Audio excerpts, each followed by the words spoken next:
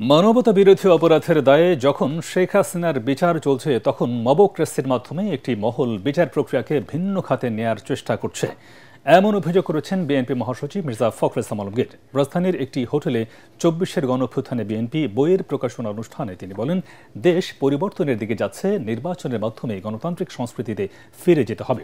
সব বিষয়ে একমত না হলেও জাতীয় স্বার্থে ভিন্ন মতকে শ্রদ্ধা জানানোর আহ্বান জানান মির্জা ফখরুল। এতে বক্তারা বলেন, ২৪-এর গণঅভ্যুত্থানের পেছনে রয়েছে বিএনপির ১৬ বছরের রক্তাক্ত ইতিহাস, যা গণতন্ত্রকামী মানুষের অনুপ্রেরণা হয়ে থাকবে।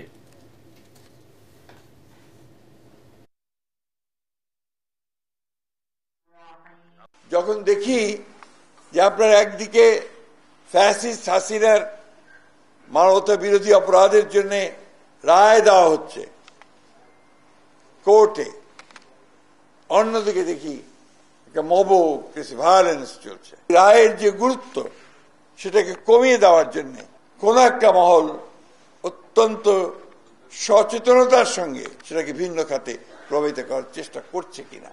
আমি তোমার সঙ্গে একমত না হতে পারি, কিন্তু তোমার মত প্রকাশের যে স্বাধীনতা তাকে আমি আমার জীবন দিয়ে হলেও রক্ষা করবো। That is democracy.